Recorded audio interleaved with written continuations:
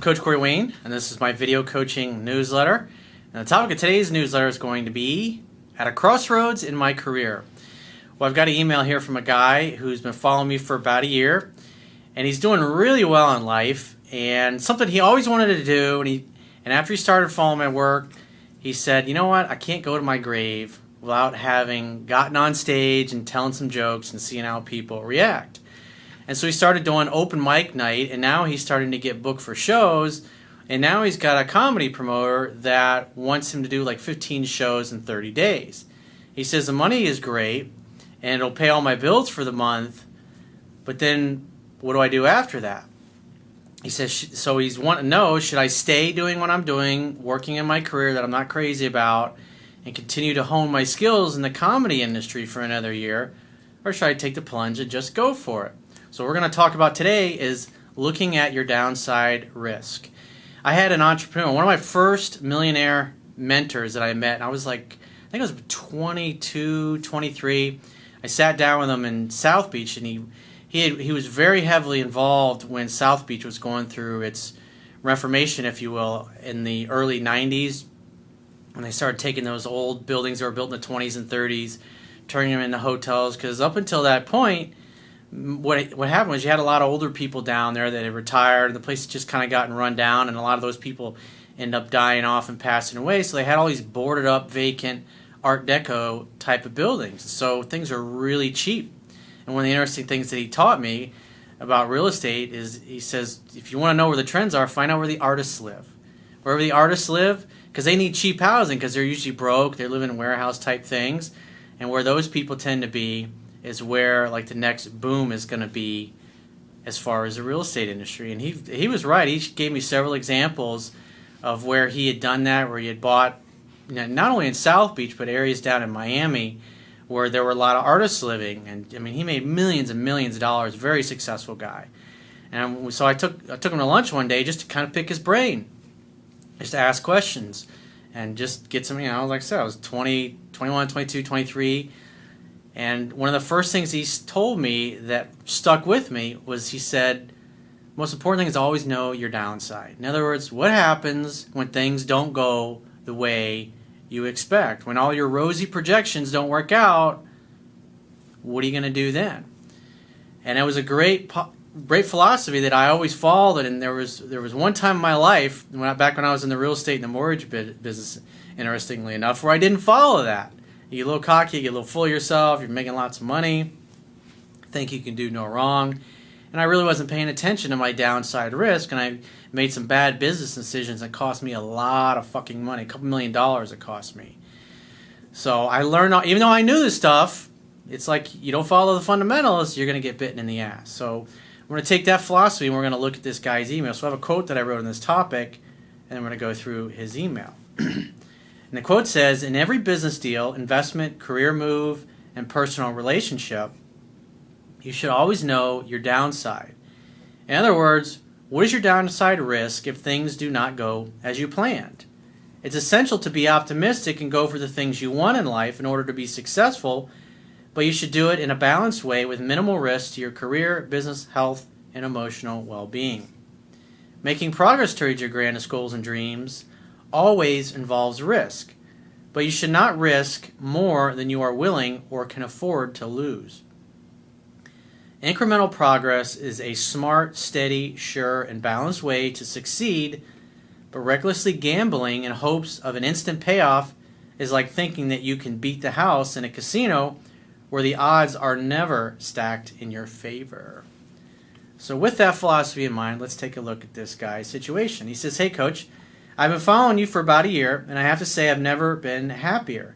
I went from pursuing a career I had no passion for and dating one awful woman at a time to pursuing my childhood dream and seeing multiple great women.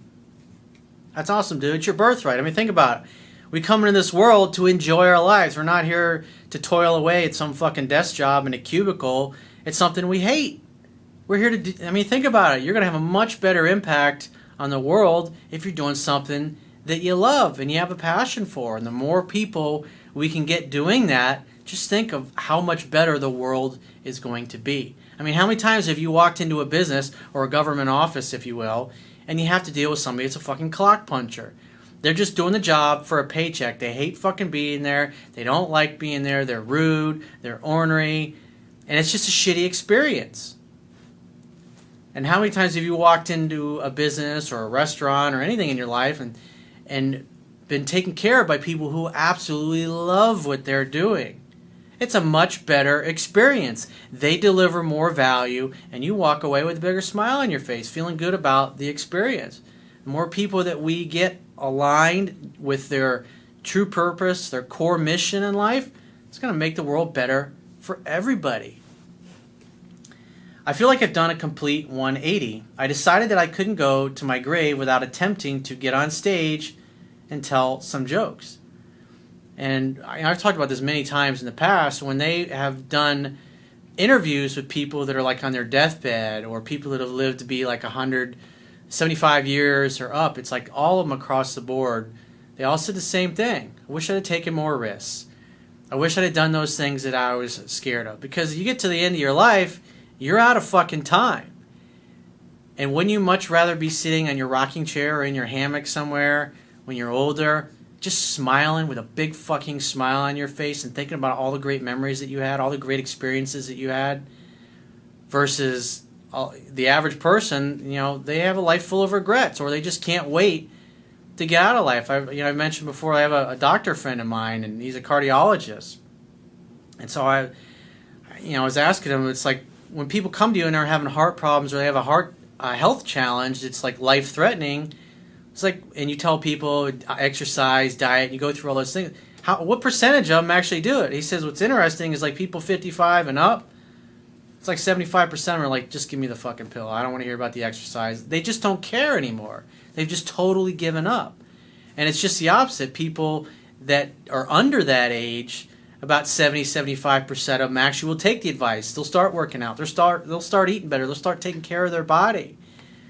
But it's like you hit that magic age around 55, and it's like people, they just give up. Life has just beat them down so much that they got one foot in the grave, and they don't care. I remember my dad was dating about 10, 11 years ago. He was dating this woman, and she had all kinds of health problems, just had a horrible diet. And she wasn't a good influence on my dad. Like when my dad started dating her, like he started eating like her, drinking coffee all the time, just really a terrible diet.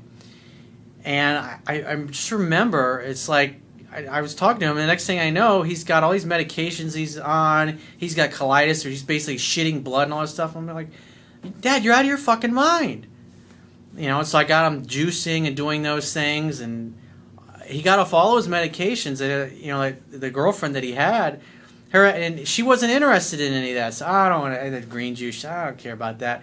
I'm gonna eat what I want, and if it means I die sooner, it's like she just didn't give a fuck anymore. And she wasn't a good influence on my dad. And then they ended up breaking up, and she ended up passing away, got sudden illness 2-3 years later, and died. I mean, it was sad, but it's like, think about it. Like, you got to think about the people who you allow into your inner circle. If you're trying to take care of yourself and you're trying to strive for your goals and your dreams, you can't have negative people like that don't share that same worldview bringing you down. Because they slowly will bring you down to their level. It doesn't happen over a few weeks or a few months. Sometimes it happens over many months or even many years. It's just like a slow thing. It's like the analogy of putting the frog in a pot of hot boiling water. It jumps right out. But if you put the frog in a pot of warm water and you slowly turn up the heat, it'll just stay there and eventually slowly boil to death. And that's what happens to most people. But it's just interesting that, like the cardiologist friend was telling me, people get to be about 55, and that's pretty much it. It's like pull the ripcord. They're like, they got one foot in the grave, and they don't give a fuck anymore. They're just like, fuck it. They had enough, and the sooner this life ends, the better for them. It's sad, but unfortunately, that's the way a large majority of the people go through life. And you don't have to be one of them. Because the more that you could stand up and do things like this guy is doing, the more you become an inspiration for the people around you. So they say, wow, if that guy can do it, or if that girl can do it, why not me? He says, I decided that I couldn't go to my grave without attempting to get on stage and tell some jokes. I got up a year ago and dove in head first. I went from a new open mic night comic to a potential rising star in the Pacific Northwest. I'm booking shows and I've been asked to feature in different cities. That's awesome. Something he's always wanted to do, had a burning desire to do, probably been a jokester his whole life. Goofy. I mean, you look at somebody like Jim Carrey. I mean, his father was a jokester. And so they grew up telling jokes as part of a way to deal with the fact that they were so poor and they suffered so much. Even at one point, the whole family was sleeping on one of their family members' lawn in tents. They were so broke. And they used humor to make a positive light of the situation. And that environment was like the perfect environment. And Jim Carrey, he's a master comic. He's just an incredible person. Very inspiring story. So he says, here's the problem. A fellow comic has a booking agent who likes me and wants me to go on tour with him this fall. It's 15 shows in 30 days, and the money would easily get me through the month, but I have 2 kids and responsibilities. I don't know if I should take this leap and try to fulfill my dream just doing comedy, or if I should give it another year of honing my skills before I take the leap. Any advice would be appreciated. Well, all I see here is that you've got a guaranteed income for 1 month.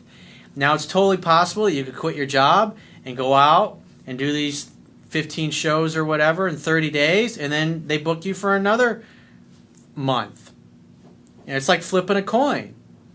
Do you really want to? I mean, you got responsibility, so it's like, what's your downside risk in this situation? You got kids that depend upon you, and so it's not like you can just, it's not like you're single and you can go live like a college student and live in a youth hostel or something like that and just focus 100% on your comedy. So the smart way to do it is, I mean, think about it. If you value yourself, if you love yourself and you know that you're a great catch and you have a lot to offer somebody and they really want you to go on tour and do these things, I mean, think about it. It's like the way I look at my book. Eventually it's going to become a bestseller. Eventually it's going to go to #1 and it's going to fucking stay there. Kind of like Pink Floyd's Dark Side of the Moon did with their album that they released back in the 70s, because the way my business model is set up and the value that I add to people, it's just my book sales just continue creeping up. Most people, when they go and they publish a book, what happens? They do a bunch of publicity, people talk about it for a matter of months, and then it's like on to the next thing. So the way I look at things is I'm slowly, incrementally, just continually grinding it out, constantly making videos, constantly coaching people, constantly writing, just constantly teaching people in the best way that I know possible to help them in all areas of their life. Not just their intimate relationships, but their career, everything else. I'm doing the little things. It's a very balanced, methodical way that I've been going about it. And that's why my business continues to grow. And the bigger it gets, it just continues to grow exponentially, which is really exciting. When you start a business and you're like making nothing from it and it's taking money from you, just like raising a kid does, it's very expensive. If those first few years that they're around, but it's like once you get that business model figured out and it really starts to take off, it's really cool to see that, to see all that effort and hard work start to pay off. And that's what this guy's getting to see.